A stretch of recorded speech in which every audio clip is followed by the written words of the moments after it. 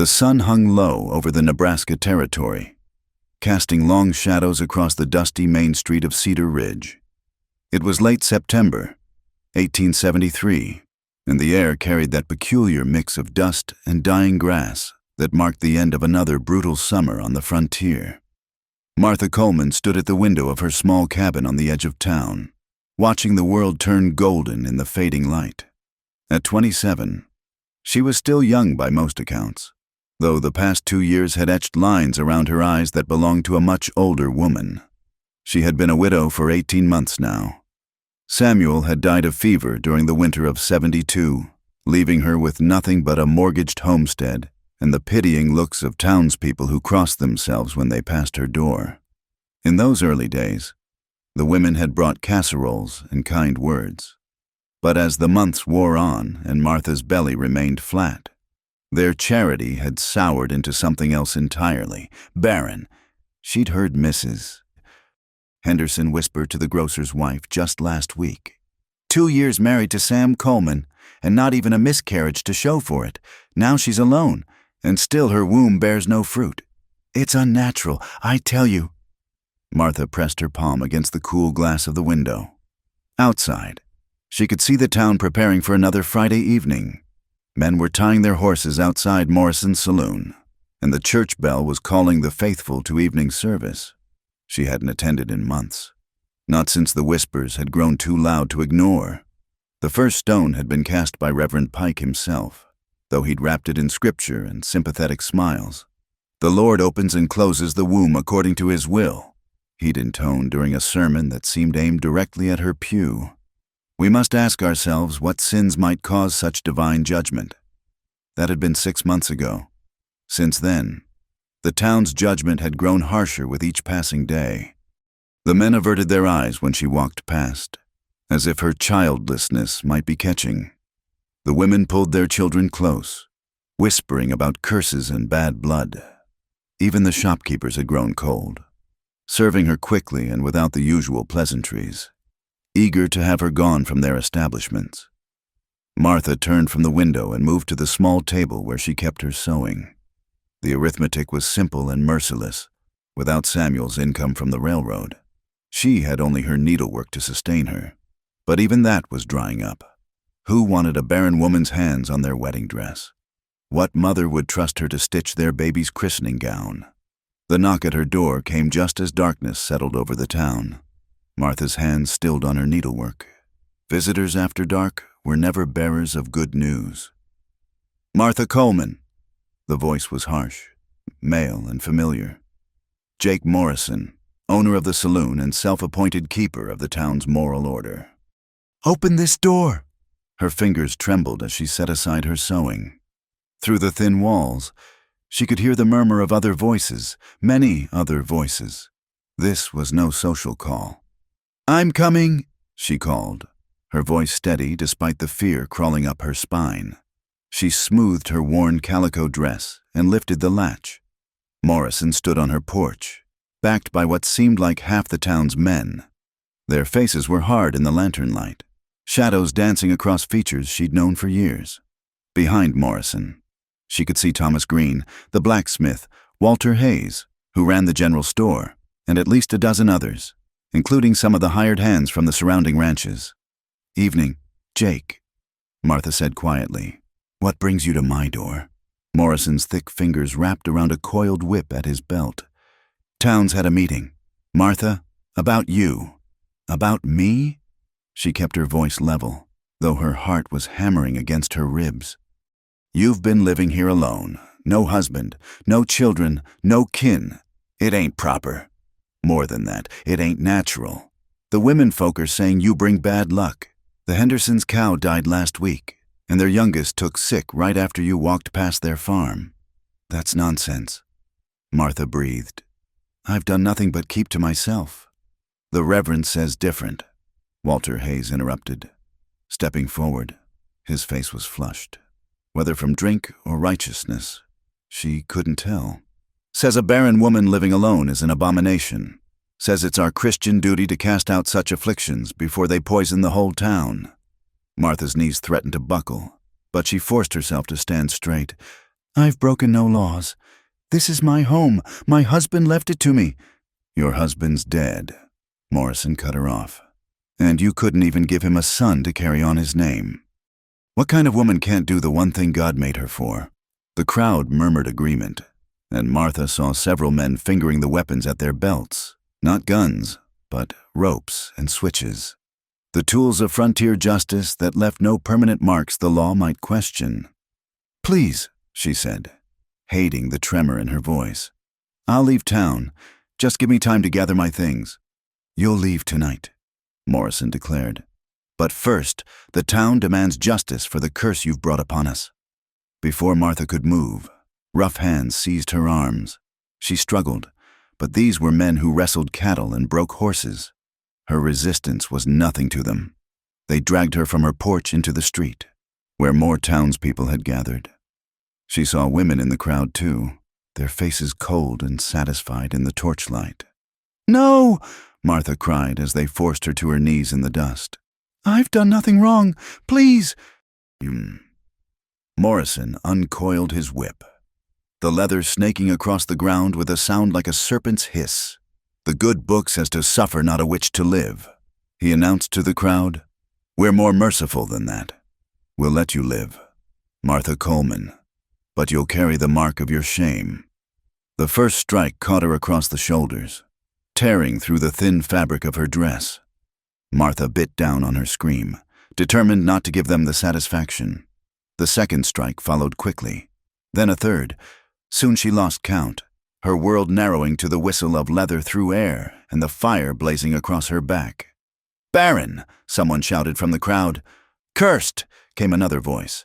The widow was whipped and cast out for being barren, Morrison declared between strikes, his words falling into a rhythm with the lash. When it was finally over, Martha lay crumpled in the dust, her dress hanging in tatters, blood seeping through what remained of the fabric. Every breath was agony, but she forced herself to lift her head, to meet Morrison's eyes with what dignity she had left. Get up, he commanded. You've got 1 hour to take what you can carry and get out of Cedar Ridge. If we see you again, the whipping will be the least of your worries. Hands hauled her roughly to her feet. The crowd parted as she stumbled through them, their faces a blur of righteousness and cruelty. No one offered help. No one spoke a word of protest. Even the women who had once called themselves her friends turned away. Martha made it back to her cabin on willpower alone. With shaking hands, she gathered what little she could, a change of clothes, her few remaining coins, some hard bread and dried meat, her mother's Bible. Every movement sent fresh waves of pain across her mutilated back, but she worked quickly, knowing Morrison's deadline was no idle threat. As she prepared to leave, she caught sight of herself in the small mirror by the door. The woman looking back was a stranger, hair wild, face streaked with tears and dust, eyes holding a hollow darkness she'd never seen before.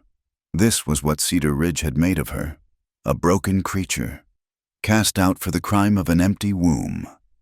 Martha turned away from the mirror and stepped out into the night.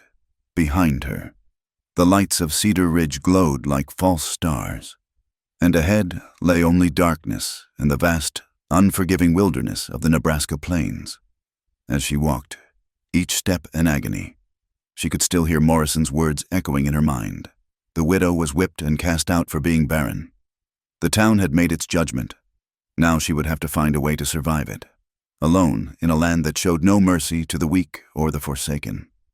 With nothing but the clothes on her bloodied back and the few possessions in her small bundle, Martha Coleman walked into the darkness, leaving behind the only life she had known, branded by her community's cruelty, and cast out to face whatever fate awaited her in the wild frontier beyond.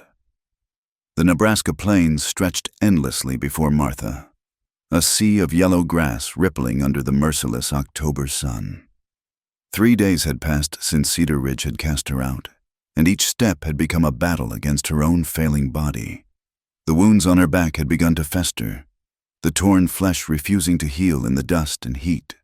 She'd torn strips from her spare dress to fashion crude bandages, but they did little against the constant agony that radiated with every movement. Water had become her obsession. The small canteen she'd taken was nearly empty, and the autumn heat was unseasonably fierce. Her lips were cracked and bleeding, her tongue swollen in her mouth.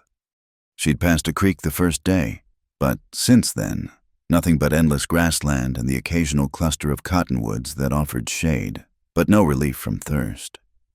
Martha stumbled over a prairie dog hole, barely catching herself before falling. The sudden movement sent lightning bolts of pain across her back, and she had to bite down on a scream. There was no one to hear her out here anyway. No one but the buzzards that had begun following her yesterday, circling high above like patient death. The landscape was beautiful in its desolation. Red rock formations jutted from the earth like ancient bones, and clusters of prickly pear cactus dotted the terrain with their flat, paddle-shaped segments.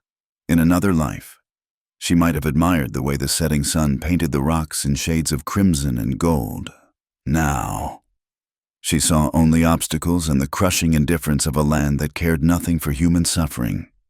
Night brought different terrors. The temperature plummeted, and Martha had only her thin shawl for warmth. She'd learned quickly to find shelter before darkness fell, a rock overhang, a thick stand of sagebrush, anything to provide some protection from the wind and the creatures that hunted in the dark. The coyotes were the worst, their eerie yips and howls seeming to come from all directions at once. She'd kept a small fire burning the first night, but her matches were too precious to waste, and she'd spent the last 2 nights shivering in the darkness, starting at every sound. On the 4th day, she found the abandoned soddy. It was little more than a dugout carved into a hillside, its roof partially collapsed and the door hanging off its hinges, but it was shelter, and Martha nearly wept with relief as she stumbled inside. The previous occupants had left little behind: a broken chair, some rusted tools, a water bucket with a hole in the bottom. But the walls were still solid, and there was a corner where the roof remained intact. Martha collapsed in that corner, her body finally giving in to exhaustion. She dreamed of Samuel, of the early days of their marriage when hope had still lived in her heart. In her dreams, she held a baby, felt its weight in her arms, heard its cries. But when she woke, there was only the empty soddy and the wind whistling through the gaps in the walls. She stayed in the soddy for 2 days, using the time to rest and tend her wounds as best she could. The water bucket, despite its hole, could still hold liquid for a few minutes if she was quick. She'd found a small seep spring nearby, barely more than a trickle, but enough to refill her canteen and clean the worst of the infection from her back. It was there, lying on the dirt floor of the abandoned home, that the full weight of her situation crashed over her. She was utterly alone, cast out from society, marked as cursed and unclean. The words echoed in her mind: barren, worthless, unnatural. Part of her wondered if they were right. What kind of woman couldn't fulfill the most basic purpose of her sex? What kind of wife couldn't give her husband children? "Stop it," she whispered to herself, her voice hoarse from disuse. "You're not worthless. You're surviving." But surviving for what? The question haunted her as she finally forced herself to leave the soddy and continue west. She had no destination, no plan beyond putting distance between herself and Cedar Ridge. The frontier was vast, but it was also unforgiving. A woman alone, with no money and no connections, had few options, and none of them were good. The dust storm hit on the 7th day. Martha had seen it building on the horizon, a brown wall that swallowed the sky. She'd tried to find shelter, but the land here was flat and featureless, offering nowhere to hide. When the storm reached her, it was like being consumed by a living thing. The wind screamed, driving sand and grit into every exposed inch of skin. She pulled her shawl over her face, but the dust found its way through, filling her mouth and nose, making each breath a struggle.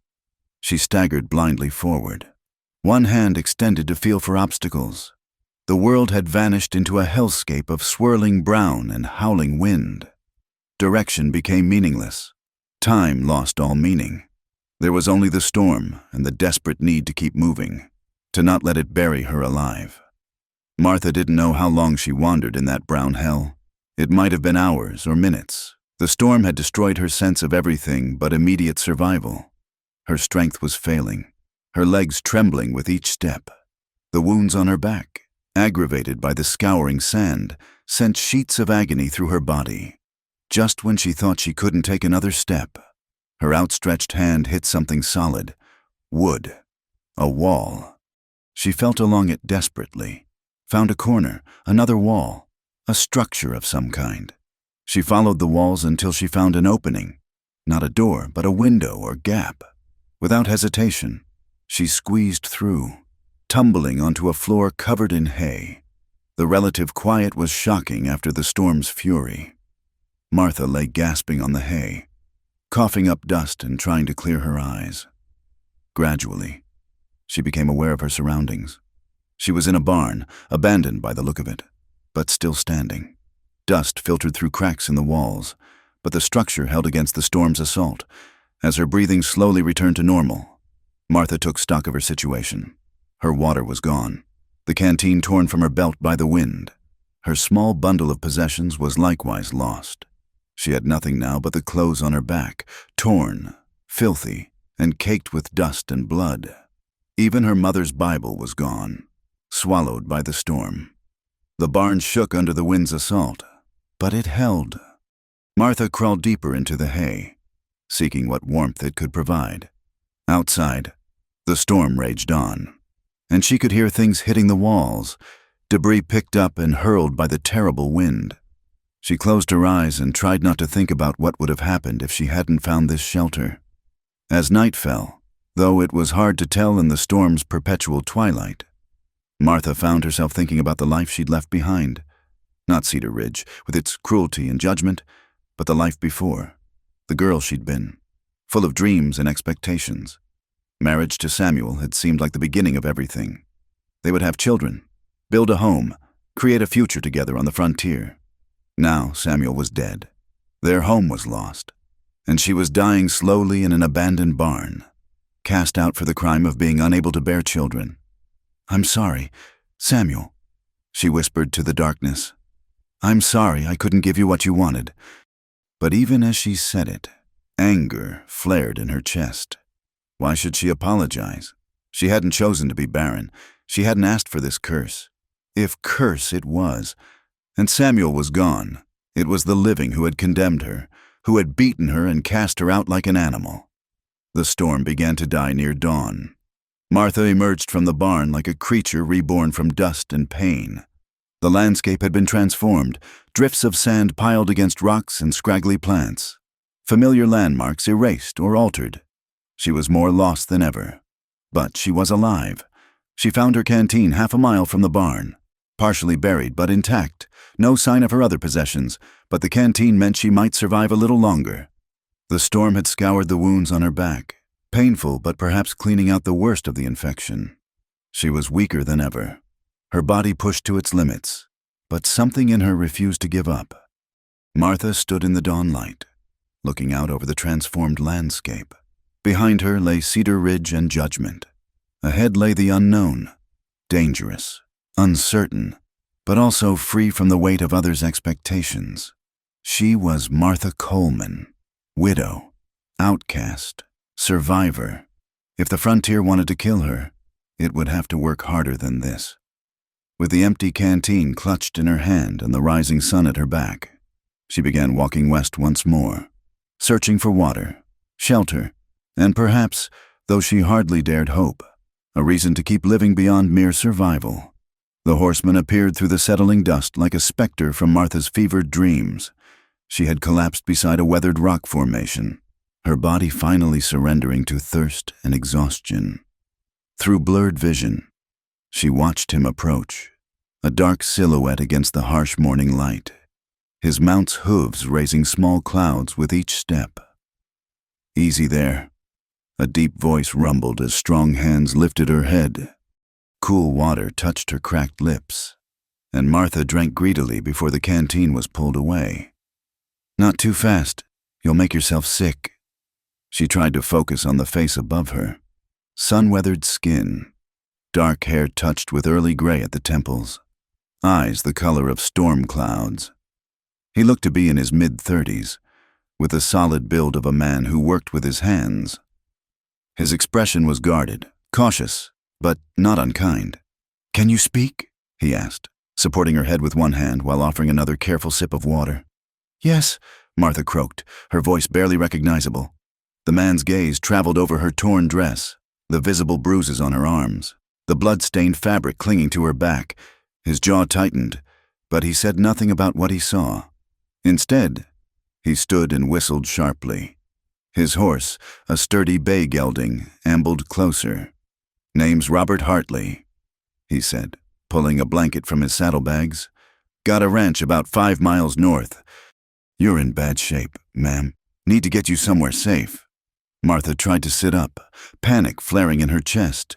She didn't know this man, didn't know his intentions. Her experience with the men of Cedar Ridge had taught her to fear masculine attention. "Please," she whispered, shrinking back. I can't." Robert held up both hands, taking a step back. "Not going to hurt you," he said quietly. "But you'll die out here if I leave you. Already look half gone. I've got a boy at home, 8 years old. You can trust me that far, at least." Something in his voice, a weariness that matched her own, made Martha's resistance crumble. She nodded weakly, and Robert approached again, this time wrapping the blanket around her shoulders with careful movements. "Can you ride?" he asked. I think so."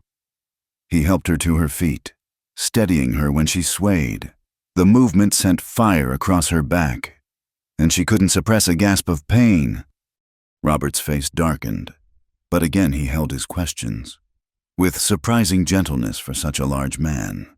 He lifted her onto his horse, then swung up behind her. "Lean back against me," he instructed. "I'll keep you from falling." Martha had no choice but to comply. As they rode, she drifted in and out of consciousness, aware only of the steady rhythm of the horse's gait and the solid presence of the man behind her. He smelled of leather and tobacco, honest scents that reminded her of better times. The ranch, when they finally reached it, was modest but well-maintained, a single-story house of timber and stone, a barn, a corral with a few horses, and a small garden plot. It spoke of hard work and careful management, a man making his way without excess or pretension. "Papa!" a young voice called out as they approached.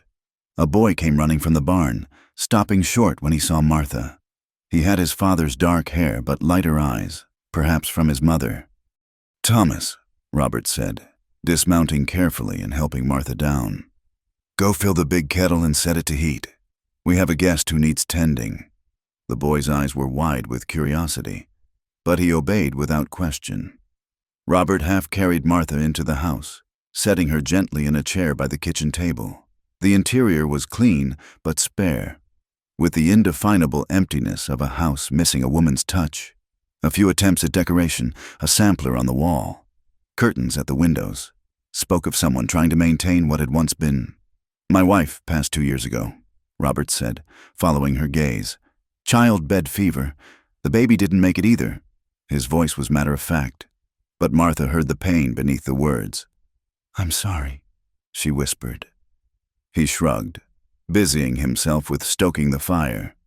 "Life on the frontier. We all have our losses." He glanced at her. "What's your name?" "Martha Coleman." "And how does Martha Coleman come to be half dead in the wilderness?" She looked away, shame burning in her chest. How could she explain? That she'd been driven out like an animal, beaten for the crime of being barren? "I was traveling," she said lamely. "Got caught in the dust storm." Robert's expression said he knew there was more to the story, but he didn't press. Thomas returned with the water, and Robert set about heating it while sending the boy to fetch clean cloths and his mother's old medicine box. "Thomas," Robert said as the boy returned, "Mrs. Coleman is going to be staying with us for a spell. I need you to be helpful and respectful. Understand?" "Yes, Papa." The boy studied Martha with frank curiosity. "Are you hurt bad, ma'am?" "I'll be all right," Martha managed, touched by the child's concern. Robert cleared his throat. "Thomas, go tend to the horses. I need to help Mrs. Coleman with her injuries." When the boy had gone, Robert set the basin of warm water on the table along with the cloths and medicine box. "I need to clean those wounds on your back," he said quietly. "Infection will kill you sure as a bullet if we don't tend to them." Martha's hands clenched in her lap. The thought of this stranger seeing her shame, the marks of her punishment, was almost unbearable. But he was right. She could feel the fever building, the poison spreading through her body. "I'll be respectful," Robert said, reading her hesitation. "But it needs doing." Slowly, Martha nodded. She turned in the chair, presenting her back to him. Gentle hands loosened the ruined fabric, peeling it away from the wounds with careful movements. She heard his sharp intake of breath when he saw the full extent of the damage. "Who did this to you?" His voice was low, dangerous. "Does it matter?" Martha asked, tears sliding down her cheeks. "It might," she shook her head. "It's done. Can't be undone." Robert was quiet for a long moment, then began cleaning the wounds with a gentle efficiency. His touch was careful, clinical, but she could sense his anger in the tension of his movements. "These are whip marks," he said finally. "Someone took a lash to you." "Why?" Martha closed her eyes. "Because I couldn't have children. My husband died, and I couldn't. The town decided I was cursed. Bad luck, they said." Her voice broke. "They said I was barren and cast me out." The cloth in Robert's hand stilled. "They whipped you for being childless, for being a childless widow, for living alone, for existing."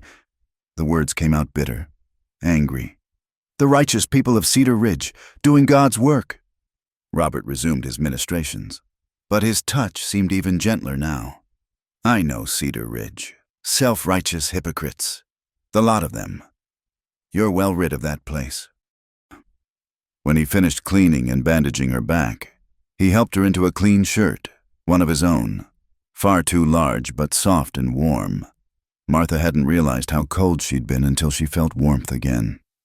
"You'll take the bed," Robert said, brooking no argument. "Thomas and I will make do. You need proper rest if you're going to heal." "I can't," Martha began, but he cut her off. "You can, and you will. I didn't haul you out of the desert just to have you die of stubbornness." Despite everything, Martha found herself almost smiling. There was something reassuring about his gruff kindness, the way he offered help without making her feel pitied.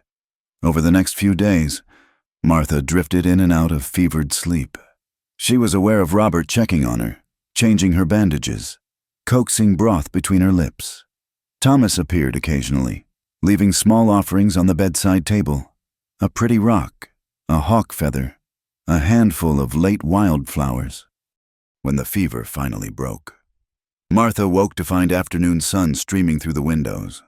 She could hear voices outside, Robert's deep rumble and Thomas's higher tones, discussing something about fence posts. Normal, everyday sounds that seemed miraculous after her ordeal. Slowly, carefully, she sat up. The pain in her back had subsided to a dull ache, and for the first time in over a week, her head felt clear. She was alive, against all odds. She had survived. A soft knock came at the door. "Ma'am?" Thomas's voice, hesitant. "Papa said to ask if you're hungry." "Come in," Martha called, pulling the blanket up to her chin. The boy entered carrying a tray with remarkable care for an 8-year-old. "Papa made soup," he announced proudly. "He's not the best cook, but it's filling." Martha accepted the bowl gratefully. "Thank you, Thomas. It smells wonderful." The boy perched on the edge of a chair, watching her eat with undisguised curiosity. "Papa says you're going to stay until you're better." "Your father is very kind. He's lonely," Thomas said with the devastating honesty of children. "He doesn't say so, but I can tell. He misses Mama something fierce." Martha's heart ached for both of them, this motherless boy and his grieving father, trying to make a life in this hard land. She understood loneliness, understood loss. Perhaps that's why Robert had helped her, one broken soul recognizing another. As she ate the simple soup, Martha found herself hoping she could stay longer than just until she was better. For the first time since Samuel's death, she didn't feel completely alone. The weeks that followed took on a rhythm Martha hadn't known since before Samuel's death. She rose with the sun, prepared breakfast while Robert tended the stock, and spent her mornings teaching Thomas his letters. The boy was quick and eager, soaking up knowledge like the dry earth absorbed rain.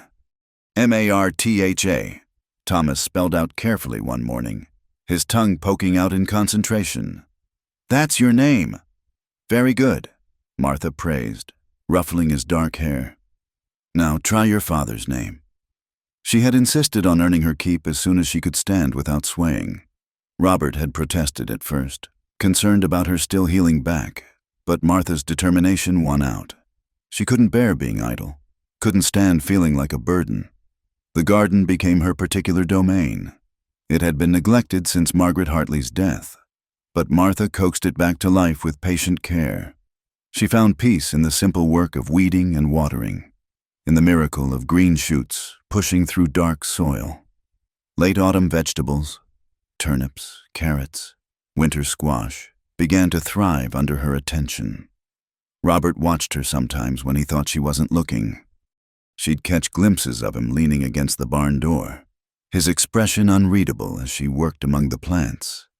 There was something in his gaze that made her heart beat faster, though she tried to ignore it. The first time she milked the cow, Robert found her crying silently into the animal's warm flank. "Martha?"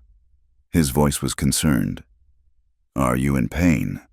She shook her head, wiping her face with her sleeve. "No, I used to do this every morning, back home, before." She couldn't explain how the familiar routine had broken something open inside her, grief and gratitude mingling until she couldn't tell them apart. Robert crouched beside her, his presence solid and comforting. "It's all right to miss what was," he said quietly. "Doesn't mean you can't appreciate what is." That night, after Thomas was in bed, they sat by the fire as had become their custom. Robert worked on repairing a bridle while Martha mended one of Thomas's shirts. The comfortable silence between them had become precious to her. "He's getting attached to you," Robert said suddenly, not looking up from his work. Martha's needle paused. "He's a wonderful boy. His mother would have loved how you are with him." Robert's hands stilled on the leather. "Margaret always said teaching was the most important thing. Said a man could lose everything else, but education would see him through. She sounds wise. She was—" Robert looked into the fire. "Too wise for a rough man like me, but she chose me anyway. Never could figure out why." Martha set down her sewing. Perhaps she saw what I see, a good man who works hard and loves deeply. Their eyes met across the small space, and something electric passed between them. Robert looked away first, clearing his throat. "You cry out in your sleep sometimes," he said abruptly, "about what they did to you." Martha's hand went unconsciously to her back, where the scars were forming. "I'm sorry if I wake you." "That's not what I meant." His voice was rough. "I meant, I wish I'd been there. Wish I could have stopped them." The intensity in his voice made her tremble. No one had ever wanted to protect her before. Samuel had loved her in his way, but he'd been a gentle soul, more poet than fighter. Robert was different, a man shaped by the frontier, capable of violence if pushed to it. "It's done," she said softly. "Can't change the past. No, but we can shape the future." The words hung between them, full of possibility and danger. Martha knew she should discourage whatever was growing between them. She was a marked woman, barren and cast out. He deserved better than damaged goods.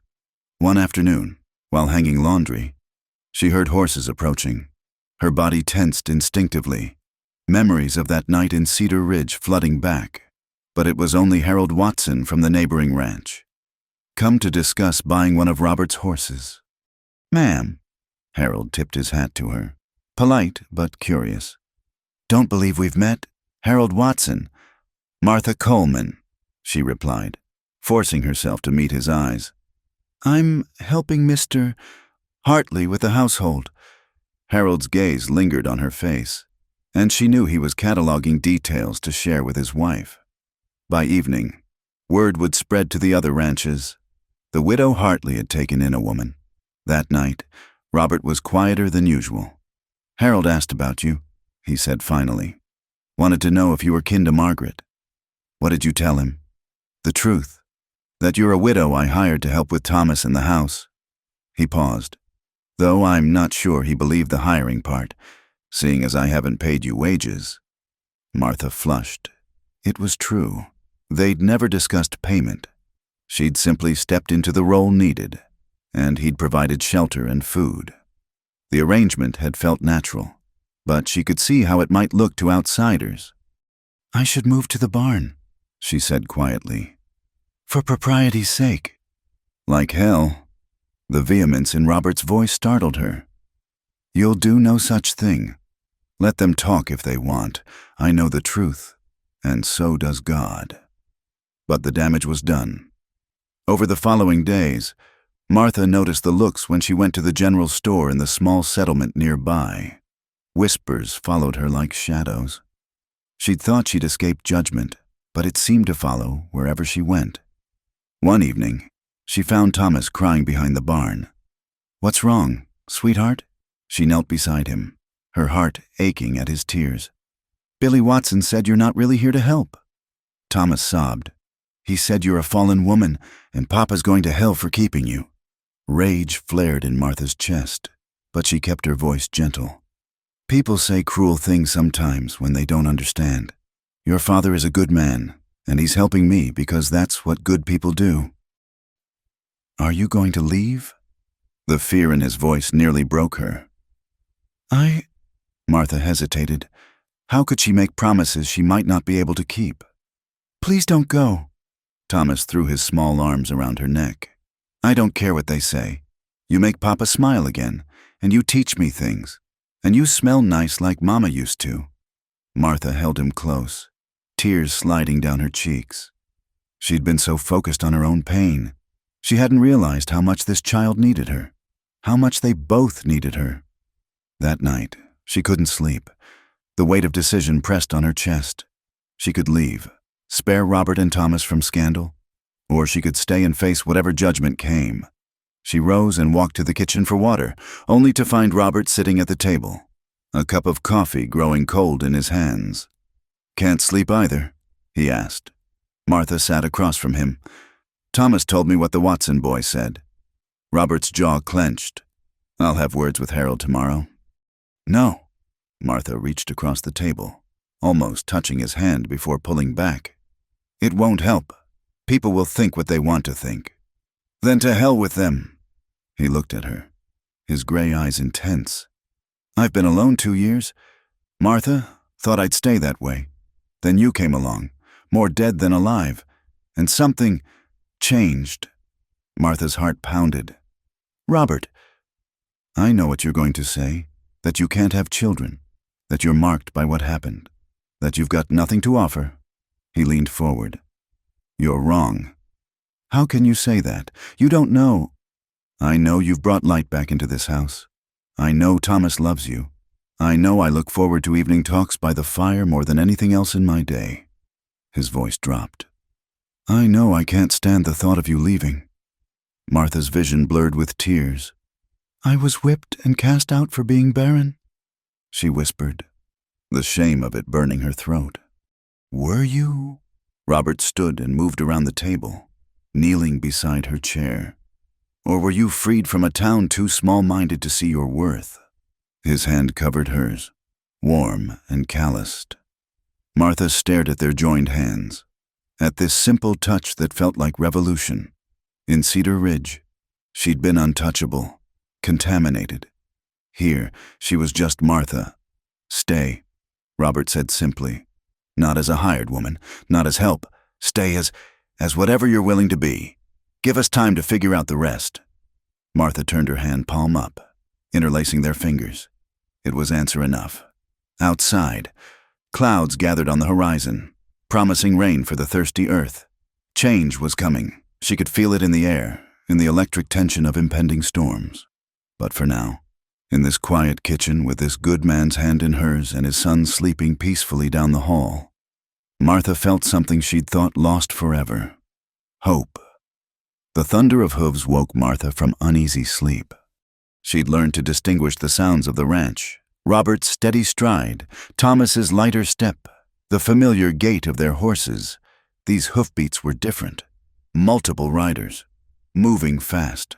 She dressed quickly, wrapping a shawl around her shoulders as she peered through the window.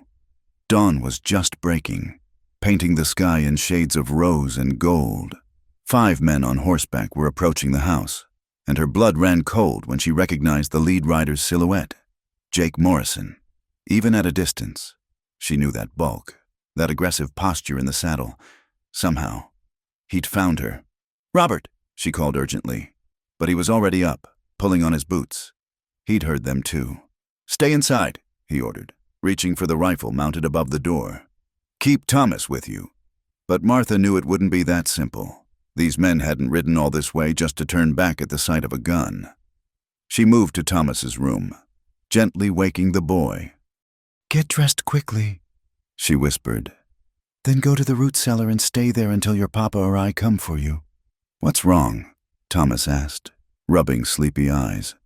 "Just do as I say, sweetheart. Everything will be fine." She waited until Thomas had scurried to safety before returning to the main room. Robert stood at the window, rifle in hand, watching the riders approach. "You know them," he said. It wasn't a question. "They're from Cedar Ridge, the man in front. He led the mob that night." Robert's jaw tightened. "Then they'll find no welcome here." He stepped out onto the porch, rifle held casually but ready. Martha watched from the doorway as the riders reined up just outside the yard. "That's far enough," Robert called. "State your business." Morrison leaned forward in his saddle, his pig-like eyes scanning the property until they landed on Martha. A cruel smile twisted his lips. Well, the Barren widow found herself a protector. He spat tobacco juice into the dirt. "We've come for the woman, Hartley. She's got unfinished business in Cedar Ridge." "The hell she does," Robert replied evenly. "Lady's under my protection now. You'll turn those horses around and ride back the way you came." The other men shifted restlessly. Martha recognized Walter Hayes and 3 ranch hands who'd been part of the mob. They looked less certain than Morrison, but they'd come this far. "Protection?" Morrison laughed, an ugly sound. "You harboring a cursed woman. Hartley. You know what she is? Barren as desert sand. Couldn't give her husband a child. Can't give you one neither. She's bad luck, a blight on decent folk. Only blight I see is 5 men who think they can ride onto my land and make demands." Robert's voice had gone dangerously quiet. "You've got 10 seconds to turn around." Morrison's face darkened. "We came peaceful, but we'll take her by force if needed. Town's got a right to deal with its own." "She's not Cedar Ridge's anymore. She's here now, and she stays." "You willing to die for a barren woman's honor?" Morrison challenged. "Are you willing to die trying to take her?" The tension stretched taut as a bowstring. Martha could see fingers twitching near gun handles. Violence hung in the air like smoke before a prairie fire. "I'll go." The words escaped before Martha could stop them. Every head turned to her as she stepped onto the porch. "Martha, no," Robert said sharply, but she moved past him, down the steps, her chin raised despite the terror clawing at her insides. "I won't have bloodshed over me. I'll go back." Morrison's smile widened. "Smart woman, though not smart enough to save yourself a second whipping. Town's got a longer memory than you might think. You touch her and I'll kill you where you stand." Robert growled, but Martha placed a hand on his arm. "It's all right." She lied. "This is my burden to bear."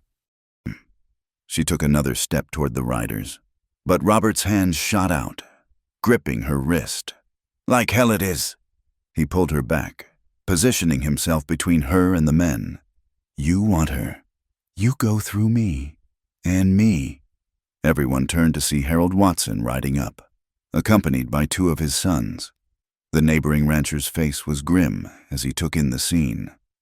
"Heard there might be trouble," Harold said, his hand resting on his sidearm. "Can't abide outsiders threatening our womenfolk." "Our womenfolk?" Morrison scoffed. "She ain't nothing but a—" The gunshot cut him off. Robert had fired into the ground at his horse's feet, making the animal dance nervously. Next one goes in you, Robert said calmly. That's for the lady's honor. Now, I believe Mr. Watson here said something about outsiders not being welcome. I count 5 outsiders who need to be moving along. Morrison's face had gone purple with rage, but he was outnumbered now. Behind Harold, more riders were approaching, other neighbors drawn by the commotion. This ain't over, Morrison snarled. That woman's cursed. You'll see. Keep her here and she'll bring ruin on all of you. Only ruin I see is what'll happen to you if you're not gone in the next minute, Harold Watson said. His sons had spread out, flanking the Cedar Ridge men. Morrison yanked his horse's head around viciously. Mark my words, Hartley. You'll regret this. The widow was whipped and cast out for being barren, and there's good reason for it. When your cattle start dying and your crops fail, remember we warned you. The 5 men rode off, dust rising in their wake. Martha stood frozen, trembling with reaction. The neighbors lingered, talking quietly among themselves. And she heard Harold Watson say something to Robert about standing together and not tolerating that kind of behavior. When they'd all gone, Robert turned to her. His face was thunderous. Don't you ever, he said, voice shaking with emotion, offer to sacrifice yourself like that again. You hear me? I couldn't let them hurt you or Thomas, and I can't let them hurt you. He gripped her shoulders, careful of her still tender back. When are you going to understand? You're not alone anymore. You're not some burden to be cast off. You're... He pulled her against him suddenly, holding her tight. Martha stiffened, then melted into his embrace, feeling the rapid beat of his heart against her cheek. You're ours, he finished roughly. Thomas is in mine, and we protect our own. Martha broke then, sobbing into his shirt as months of fear and pain finally found release. He held her through it, one hand stroking her hair, murmuring comfort. When her tears finally stopped, she pulled back to look at him. They'll come back. Morrison doesn't give up easily. I've brought danger to your door. Let them come. Robert's eyes were fierce. Harold Watson's a good man. He'll spread word about what happened here. The other ranchers won't stand for Cedar Ridge trying to extend its reach. We look after each other out here. But what if they're right? What if I am cursed? What if I bring you nothing but... Robert silenced her with a finger to her lips. You've brought nothing but blessings since you arrived. Thomas smiles again. The house feels like a home, and I feel alive for the first time in 2 years. Papa? Thomas's voice came from near the barn. He'd emerged from the root cellar, his face pale with worry. Is Martha okay? Come here, son, Robert called. Thomas ran to them, throwing his arms around Martha's waist. I heard shouting. Were those bad men trying to take you away? They were, Martha said softly, hugging him back. But your father wouldn't let them. Good, Thomas said fiercely. Because you belong here. With us. Robert's hand found Martha's, squeezing gently. The boy's right. This is where you belong.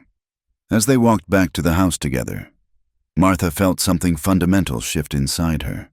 For months, she'd carried shame like a stone in her chest, believing the cruel words spoken in Cedar Ridge. But here, in this simple ranch house with these 2 good souls, she was finding a different truth. She wasn't cursed. She wasn't worthless. She was a woman who'd survived brutality and found her way to a place where she was valued for more than her ability to bear children, where she was seen as teacher, caregiver, partner, as herself. That night, after Thomas was asleep, Robert found her standing on the porch, looking at the stars. Can't sleep, he asked, joining her. Just thinking. About? She turned to face him. About how different my life might have been if Samuel had lived, if I'd had children, if Cedar Ridge hadn't cast me out. Regrets? Martha considered the question. No, she said slowly, because all of that led me here. And despite everything, I can't regret that. Robert stepped closer, his hand coming up to cup her cheek.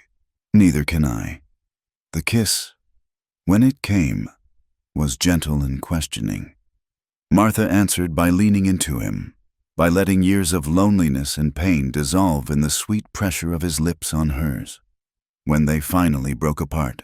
Both were breathing unsteadily. "Stay with me," Robert whispered. "Not just in my house, in my life, in my bed. Be my wife, Martha. Be Thomas's mother. Be the family we all need." Martha's heart soared even as doubt crept in.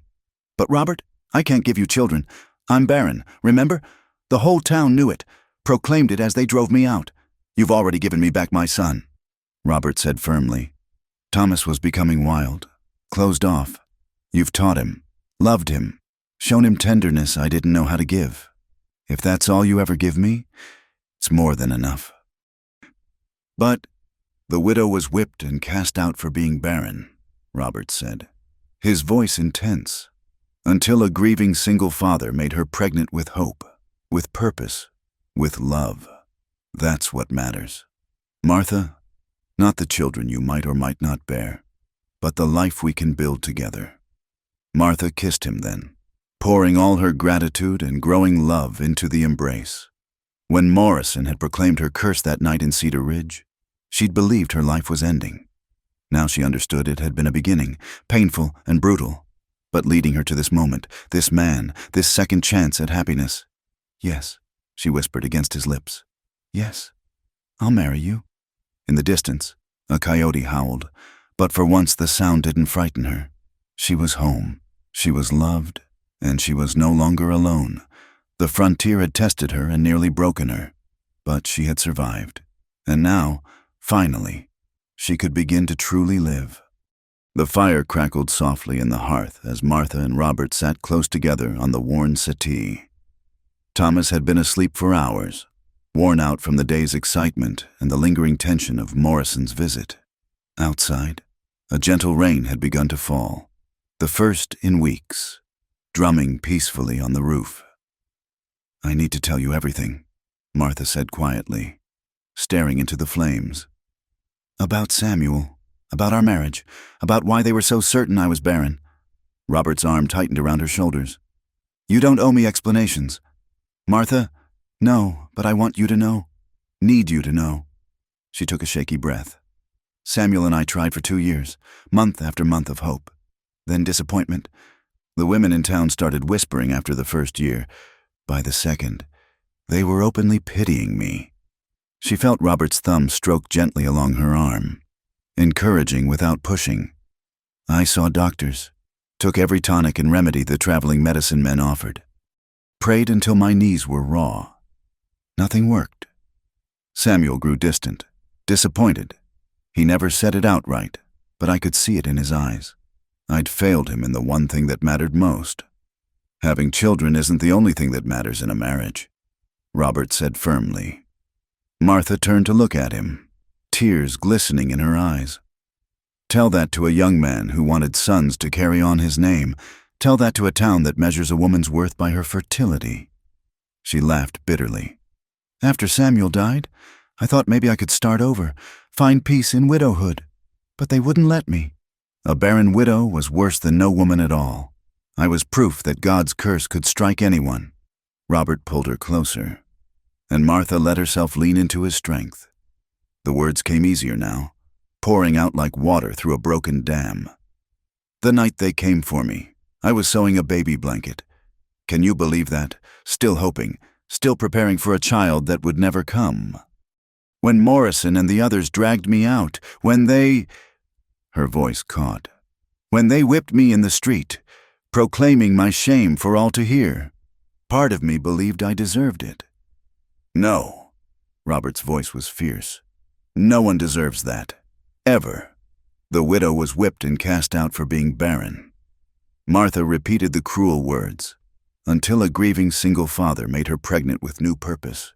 You said that earlier, and it made me hope. But Robert, what if it's true? What if I can never give you a child?" Robert shifted, turning to face her fully. His hands cupped her face, thumbs brushing away the tears that had escaped.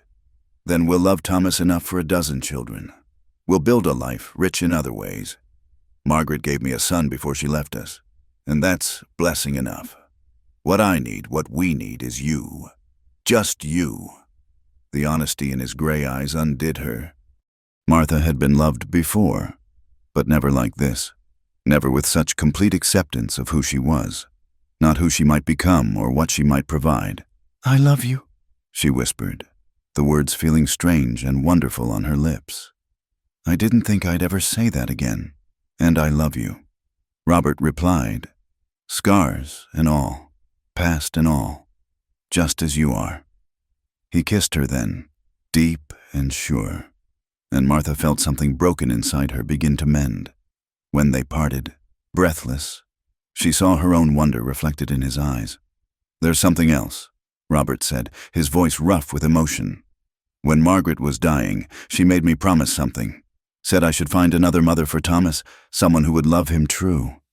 She said," his voice cracked, "she said not to let grief make me stupid. That love comes in many forms, and the heart that's been broken can still choose to beat. She sounds like a wise woman.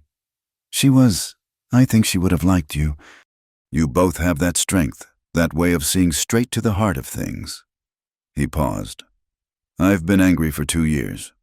Martha, angry at God for taking her, angry at myself for not being able to save her, angry at the world for moving on while I stood still.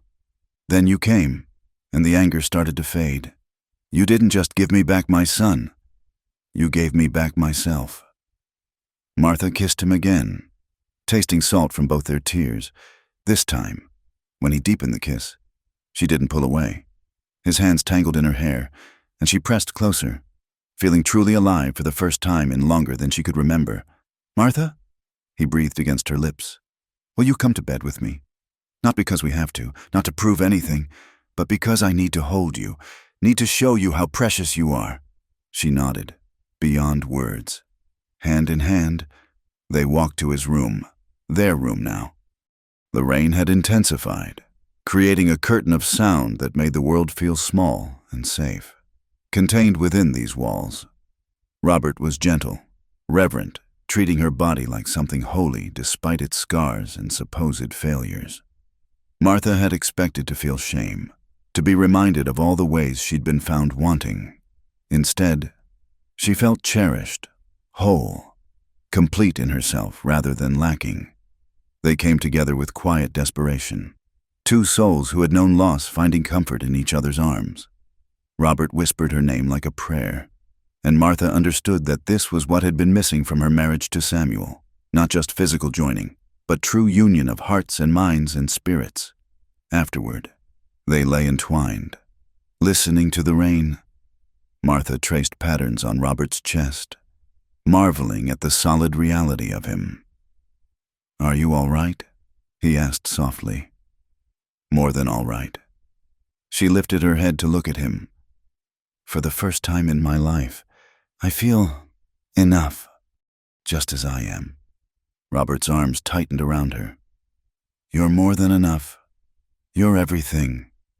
They talked quietly through the night, sharing stories of their pasts, their hopes for the future.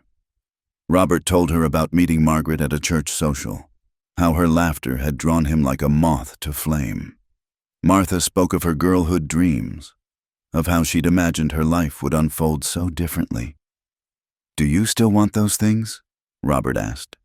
"The house full of children, the picture-perfect family?" Martha considered. "I thought I did, but now I think I want something different. I want Sunday mornings teaching Thomas his letters. I want evening talks by the fire. I want to wake up beside you for whatever years God grants us. I want the life we can build together, not the life I once imagined. Even if that life brings more trouble, Morrison won't give up easily. There may be others who judge us, who make things difficult." "Let them come," Martha said, echoing his earlier words. "I've been through the worst they can do. I survived, and now I have something worth fighting for." As dawn approached, the rain tapered off, leaving the world washed clean. Martha dozed against Robert's shoulder, feeling safe in a way she hadn't since childhood. When she woke, sunlight was streaming through the window, and she could hear Thomas in the kitchen, clattering pans in an attempt at making breakfast. "We should help him before he burns the house down," Robert murmured, but made no move to rise. "In a moment." Martha agreed, equally reluctant to leave their warm cocoon. Martha? Robert's voice had gone serious. I want to marry you proper. In the church, with witnesses, I want everyone to know you're my wife, that you belong here by right and choice. People will talk. They'll say you're marrying a barren woman, that you're making a mistake. Then they'll learn different. They'll see how you are with Thomas, how the ranch prospers with your care, and if they don't, he shrugged. Then they're fools whose opinion matters less than dust. A crash from the kitchen made them both wince. I'm okay, Thomas called. Just drop the pan, Martha laughed, the sound bubbling up from somewhere deep inside. I suppose we'd better go rescue your son. Our son, Robert corrected, and Martha's heart swelled. They rose and dressed, stealing kisses between buttons and laces. Martha felt young again, hopeful in a way she'd thought lost forever. When they entered the kitchen, Thomas looked up with relief. I was trying to make breakfast, he said, gesturing at the chaos. For you, Martha, to say thank you for staying. Martha pulled him into a hug, breathing in his little boy's scent of hay and sunshine. Thank you, sweetheart. How about we make it together? As the three of them worked side by side, laughing over spilled flour and burnt toast. Martha felt the truth of Robert's words from the night before. The widow had indeed been whipped and cast out for being barren, but that woman was gone. In her place stood someone new, a woman pregnant with hope, with purpose, with love. She caught Robert's eye across the kitchen and saw her joy reflected there. Whatever came next, Morrison's threats, the town's judgment, the uncertain future, they would face it together, a family not of blood but of choice, stronger for having been forged in the fires of loss and found again in the gentle dawn of new love. The news traveled faster than wildfire across the prairie. Within a week, everyone in the territory knew that Robert Hartley had taken in the cast-out widow from Cedar Ridge. Some whispered behind their hands at the general store. Others spoke boldly of scandal and impropriety. But Harold Watson and several other ranchers made their position clear. Martha was under their protection now, and anyone who troubled her would answer to them all. It was a crisp November morning when Robert hitched the wagon and helped Martha up onto the seat. They were bound for town to speak with Reverend Mills about a wedding, and to face whatever reception awaited them. Thomas sat between them, chattering excitedly about getting new boots and maybe a peppermint stick from the store. As they rolled into the settlement, Martha felt every eye upon them. Women paused in their errands to stare. Men tipped their hats to Robert but watched Martha with curiosity ranging from sympathetic to suspicious. She kept her chin high, her hand finding Robert's on the wagon seat. Let them look, he murmured. They'll have something better to gossip about soon enough. At the Mercantile, Mrs. Watson, Harold's wife, surprised Martha by greeting her warmly. My Harold told me what those Cedar Ridge men tried, she said quietly while Robert and Thomas examined Boots. Shameful behavior. You're welcome here, Mrs. Coleman. Past is past. Not everyone was so kind. As they left the store, a cluster of women near the church fell silent. Martha heard one mutter, "No good will come of it, mark my words." But it was at the church that the real confrontation came. Reverend Mills, a thin man with kind eyes, welcomed them into his study. He listened as Robert explained their intention to marry, his expression growing troubled. I have no objection to the marriage itself, he said carefully, but I've received some concerning correspondence from Cedar Ridge. Martha's stomach dropped. From Morrison? From Reverend Pike. He's written of the circumstances of your departure, the accusations made against you. Accusations. Robert's voice had gone dangerously quiet. You mean the lies spread by hypocrites and fools? Robert. The Reverend held up a hand. I'm not saying I believe them, but Pike claims Mrs. Coleman was cast out for moral failings, that she brought curses upon their community. The only curse in Cedar Ridge is their own cruelty, Martha said, finding her voice. They beat me and cast me out because I couldn't bear children, because they decided a barren widow was worthless. Reverend Mills's eyes widened. They beat you? Whipped her in the street, Robert confirmed grimly. Like an animal, all for the crime of being childless. The Reverend was quiet for a long moment.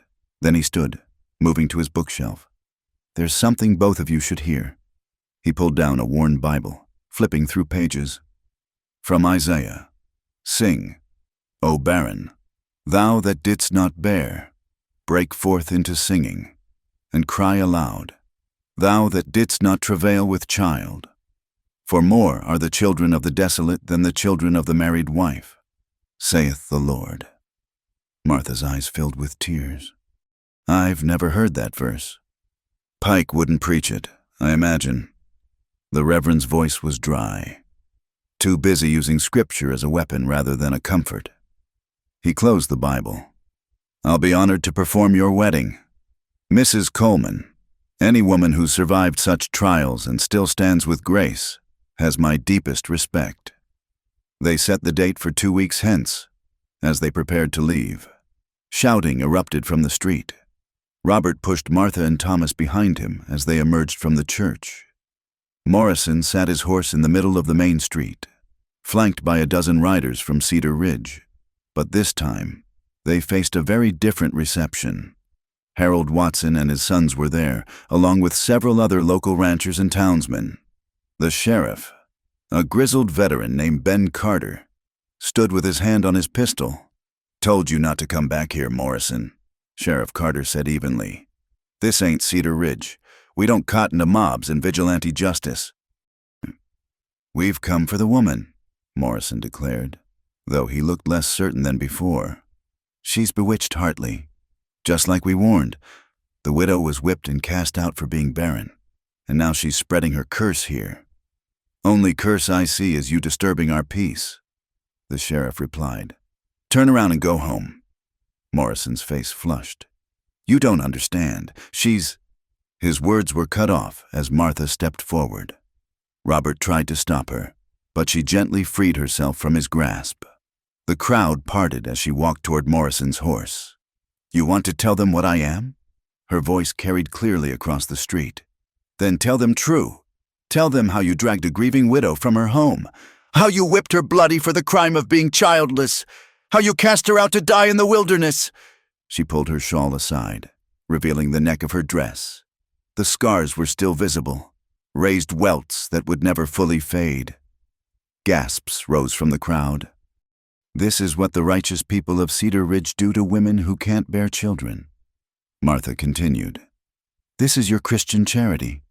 You came here expecting to find people like yourselves, cruel, small-minded, ruled by fear. But you're wrong. These people judge by character, not by the fruit of a woman's womb. She admits it, Morrison shouted, but his voice sounded desperate now. She's barren, cursed. The only curse here is your presence, a woman's voice called out. Mrs. Mills, the Reverend's wife, stepped from the crowd. I buried 3 babies before God saw fit to let me keep one. Was I cursed those years? Was I worthless? Other women began to speak up, sharing their own losses, their own struggles. The tide of public opinion was turning, and Morrison could see it. You're making a mistake, he snarled. When your crops fail, when your cattle sicken, remember we warned you. Get out, Sheriff Carter commanded. And if I see any of you in my jurisdiction again, you'll be arrested for harassment and assault. That's a promise. Morrison wheeled his horse around, his men following. As they thundered out of town, Martha felt her knees begin to buckle. Robert was there instantly, his arm around her waist. That was the bravest thing I've ever seen, he said quietly. I'm tired of being afraid. Martha replied, tired of carrying their shame. The crowd began to disperse, but not before several women approached Martha. Some offered quiet words of support. Others simply squeezed her hand. Mrs. Mills invited her to tea the next week, slowly, carefully. Martha felt the walls around her heart beginning to crumble. That evening, as they sat by the fire, Thomas crawled into Martha's lap. Why did those men want to hurt you? He asked. Martha looked at Robert, who nodded encouragingly. Because sometimes people are afraid of what they don't understand, she said carefully. They thought I was bad luck because I couldn't have babies. But that doesn't make someone bad or cursed. It just makes them different. I'm glad you can't have babies, Thomas said with the startling honesty of children. Thomas, Robert admonished, but Martha laughed. Why's that, sweetheart? Because if you had your own babies, you might not love me as much. This way, I get all your love. Martha hugged him tight, tears streaming down her face. Oh, my darling boy, love doesn't divide, it multiplies. I have more than enough for you, and your father, and anyone else who might come into our lives. Later, after Thomas was asleep, Martha stood on the porch, looking at the stars. The night was clear and cold, winter approaching fast. She heard Robert's footsteps behind her, felt his arms wrap around her from behind. Regrets, he asked. No, for the first time in my life, no regrets. She leaned back against him. Today, standing up to Morrison, hearing those women's stories, I realized something. What's that? I'm not alone. I never was. There are so many of us, women who've lost babies, who can't have children, who are seen as less than whole, but we're not broken. We're just different chapters in the same story. Robert turned her in his arms. And what's your chapter called? Martha smiled, thinking of all that had happened. All that was yet to come. The widow was whipped and cast out for being barren, until she found a love that needed no proof but presence, no fruit but faithfulness. I like that ending, Robert said, kissing her gently. It's not an ending, Martha corrected. It's a beginning. Above them, the stars wheeled in their eternal dance, indifferent to human sorrows and joys. But in this small circle of light, in this modest ranch house on the edge of the frontier, 3 hearts had found their way to each other. And that, Martha thought, was miracle enough. The wedding was set. The community, most of it, had accepted her. And deep in her heart, a different kind of quickening had begun. Not the stirring of life in her womb, but the awakening of hope long thought dead. She was Martha Coleman, soon to be Martha Hartley. She was teacher, mother to a motherless boy, beloved of a good man. She was enough. The winter had been kind to them. Snow blanketed the ranch in pristine white, and Martha had never known such contentment. 3 months had passed since their wedding, a simple ceremony with Thomas as ring-bearer and half the county in attendance. Even some who'd been skeptical had come around, won over by the obvious joy radiating from the little family. Martha stood at the kitchen window, kneading bread dough and watching Robert and Thomas build a snowman in the yard. Their laughter carried on the crisp air, and she found herself pressing a hand to her stomach, where a peculiar fluttering had been troubling her for weeks. It was indigestion, surely. Or perhaps the change in diet. She'd been craving the strangest things lately. Salt pork at breakfast, pickled vegetables at all hours. Robert had teased her about it just yesterday, saying she ate like a woman with a child. The words had stung, though he hadn't meant them to. Some wounds, Martha had learned, never quite healed. She'd laughed it off, but privately wondered if her body was playing cruel tricks, mimicking what could never be. A wave of dizziness struck, and she gripped the table edge. This too had been happening more frequently. Overwork, she told herself. The ranch required constant attention, and she'd perhaps been pushing too hard. Martha? Robert's voice, concerned. She hadn't heard him come in. You've gone pale. I'm fine, she said automatically, then swayed on her feet. Robert caught her, guiding her to a chair. You're not fine. This is the 3rd time this week I've seen you like this. We're going to town tomorrow to see Doc Phillips. It's nothing. It's not nothing. His voice was firm but gentle. Please, Martha, for my peace of mind. She nodded reluctantly. The last thing she wanted was to worry him over what was surely just exhaustion. The next morning dawned bright and cold. They left Thomas with the Watsons and made the journey to town. Dr. Phillips, a kindly man in his 60s, had delivered half the babies in the county. He examined Martha thoroughly while Robert paced the waiting room like a caged wolf. Mrs. Hartley, the doctor said finally. his eyes twinkling behind wire spectacles. "When was your last monthly course?" Martha frowned, trying to remember. I'm not certain. 2 months, perhaps 3. They've always been irregular." He continued his examination, pressing gently on her abdomen. "Any nausea? Unusual cravings? Tenderness in the breasts?" "Yes, but—" Martha stopped, her heart beginning to race. "No, that's not possible. I'm barren." The doctors in Cedar Ridge confirmed it. 2 years of marriage without conceiving. "Doctor," Philip sat back, a smile playing at his lips. "Mrs. Hartley, I've been practicing medicine for 40 years. I've seen women conceive after a decade of trying. I've seen miracles that would make the biblical Sarah herself jealous, and I'm seeing one now." "What are you saying?" Martha's voice was barely a whisper. "I'm saying, my dear, that you're approximately 3 months with child. Congratulations." The world tilted. Martha gripped the examination table, certain she must have misheard. "That's impossible. I'm barren. The whole town knew it. I was whipped and cast out for being barren." "You were whipped and cast out by fools." "Doctor," Philip said firmly, "sometimes a woman's body needs the right circumstances to conceive. Less stress, more love, better nutrition, any number of factors. You're carrying a child. Mrs. Hartley. I'd stake my reputation on it." Martha burst into tears.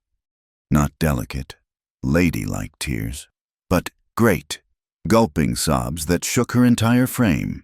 The doctor patted her shoulder awkwardly before going to fetch Robert. "Martha!" Robert rushed in, falling to his knees beside her chair. "What is it? What's wrong?" She couldn't speak, could only shake her head and cry harder. "Doctor!" Phillips cleared his throat. "Perhaps I should explain." The doctor said, "Mr. Hartley, your wife is expecting a child." Robert went absolutely still. "What?" 3 months along, by my estimation. Spring baby. Congratulations. But she's—" Robert looked at Martha, wonder dawning in his eyes. "You're pregnant?" Martha nodded, finally finding her voice. "He says I'm pregnant. Robert, I'm pregnant." The words felt foreign on her tongue, impossible and miraculous at once. Robert pulled her into his arms, and then they were both crying, holding each other while Dr. Phillips discreetly stepped out to give them privacy. "A baby," Robert breathed against her hair. "Our baby." "I can't believe it," Martha whispered. "All those years, all that shame, and now—" Robert pulled back to look at her, his hands framing her face. "The widow was whipped and cast out for being barren," he said softly, "until a grieving single father made her pregnant." His voice broke. "I said it in anger that day, throwing Morrison's words back at him. I never dreamed." "Neither did I." Martha laughed through her tears. "Oh, Robert, what if something goes wrong? What if I lose it? What if—" "Shh," he kissed her gently. "Whatever happens, we'll face it together. But Martha, my darling, brave Martha, you're carrying our child. That's not a curse. That's a blessing." They drove home in a daze, stopping to collect Thomas from the Watsons. The boy took one look at their faces and demanded to know what was wrong. "Nothing's wrong, son," Robert said, lifting him onto his lap.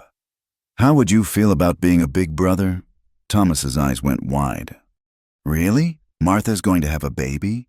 "Yes, sweetheart," Martha confirmed, fresh tears starting. Is that all right with you?" Thomas threw his arms around her neck. "It's the best thing ever. I prayed and prayed for a brother or sister. I knew God would listen." As winter gave way to spring, Martha's pregnancy progressed without complication. The news spread through the county like wildfire. Some called it a miracle. Others, more pragmatically, suggested that Martha's previous husband might have been the infertile one. But all agreed on one thing. The woman who'd been cast out as barren was now blooming with new life. Morrison and his ilk never returned. Word reached them that Cedar Ridge had fallen on hard times. Drought, failed crops, an exodus of good families tired of the town's harsh judgments. Whether it was divine justice or simple bad luck, Martha found she didn't care. That life was behind her now.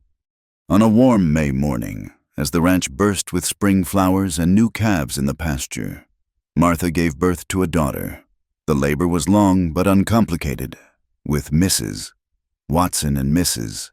Mills attending. When Robert placed the squalling infant in her arms, Martha felt the last broken piece of herself heal. "What should we name her?" Robert asked, touching the baby's downy head with infinite tenderness. "Hope," Martha said without hesitation. "Hope Margaret Hartley." Thomas, allowed in to meet his sister, was enchanted. "She's so small," he whispered. "Was I ever that small?" "Smaller," Robert told him. "But you grew strong, just like she will."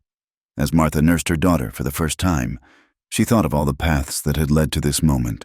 The pain of her childless years with Samuel, the horror of that night in Cedar Ridge, the desperate flight across the wilderness, finding Robert and Thomas when she'd thought her life was over. Every step, every sorrow, had brought her here, to this room filled with love, to this family formed not just by blood, but by choice and chance and perseverance. "Thank you," she whispered to Robert, who hadn't left her side. "For what?" "For seeing me as more than my womb, for loving me when I thought I was barren, for giving me a home when I had nothing." Robert kissed her forehead. "You gave us just as much. Martha, you brought light back into our lives. You showed us that families can be made in many ways. This little one," he touched Hope's tiny fist, "she's extra blessing, but we were already complete." Later, as the sun set over the Nebraska plains, Martha stood on the porch with Hope in her arms. Thomas played with his wooden soldiers at her feet, while Robert did the evening chores.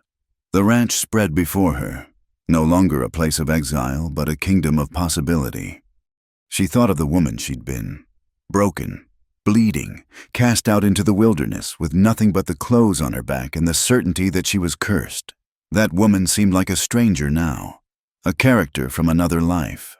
The widow had indeed been whipped and cast out for being barren, but from that cruelty had come unexpected grace. From that ending had come this beginning, and from that barren woman had come this: a child, a family, a future bright with promise. As the first stars appeared in the darkening sky, Martha heard Hope beginning to fuss. She shifted the baby to her breast, marveling again at this simple miracle. Behind her, the door opened and Robert emerged, Thomas on his shoulders. "Ready to go in?" he asked. "Getting cold out here." "In a moment," Martha said, wanting to hold on to this perfect instant a little longer. They stood together, the four of them, watching night settle over their land. Tomorrow would bring its own challenges. Ranching was never easy, and raising children harder still. But tonight, Martha felt rich beyond measure. She had been cast out as worthless and found her worth was never in question. She had been called barren and had borne fruit in ways she'd never imagined. She had been broken and had been made whole, not by erasing her scars, but by finding beauty in them. The frontier had tested her with its cruelest trials and rewarded her with its sweetest gifts. And Martha Hartley, wife, mother, survivor, was finally home. Thank you so much for listening to this story of love, redemption, and the triumph of the human spirit in the Wild West. I hope Martha's journey touched your heart as much as it touched mine while sharing it. Where are you listening from today? Please comment below and let's connect across the miles. Just as the frontier once connected distant souls, don't forget to subscribe to the From Wild West channel for more authentic tales of courage and hope from America's untamed past. I'd love to hear your thoughts on Martha's story. Did you see the miracle coming, or were you as surprised as she was? Share your reflections below.